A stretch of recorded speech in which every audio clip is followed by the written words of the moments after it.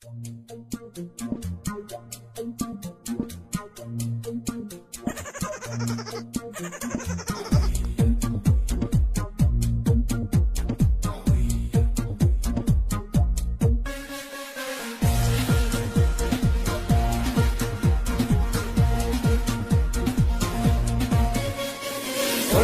bachun anumatiya tena shakini waikashtitiya Olfeta bachun anumatiya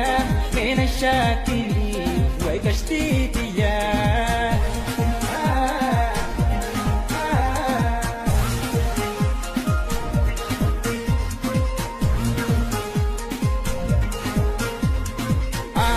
Yani beta sini mufae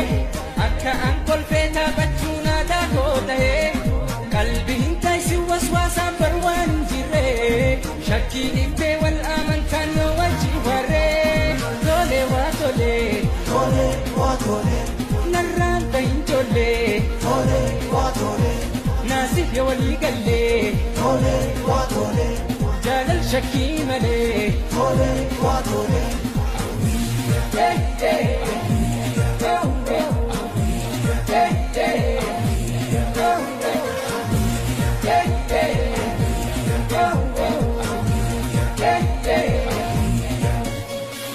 Olfeta bachun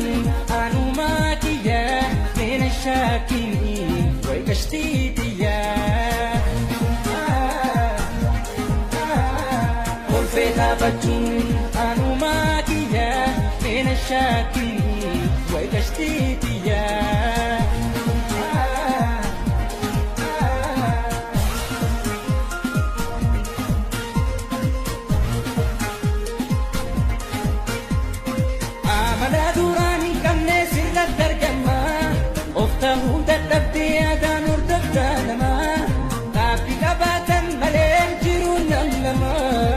Shankabati rata hube kisitima tole wa tole narran kain tole nasib ya wali galle jalal shakki male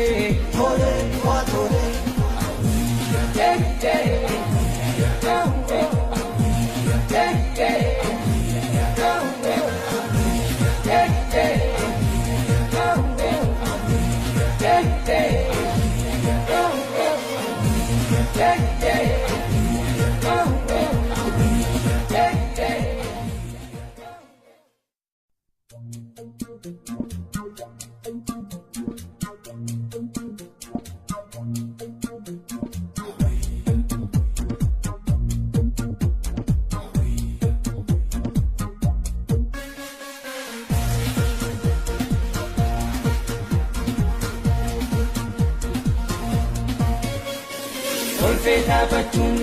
anumatiya tena shakini waikashtitiya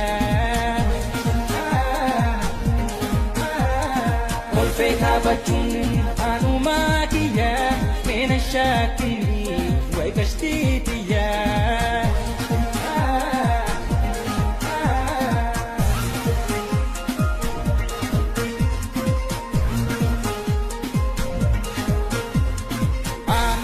Yani beta sini mufae akka ankol feta bachuna da kotahe kalbin tay si waswasa barwan jire shakki ibbe wal aman kan wajibare tole wa tole narran tayin tole nasif ya wali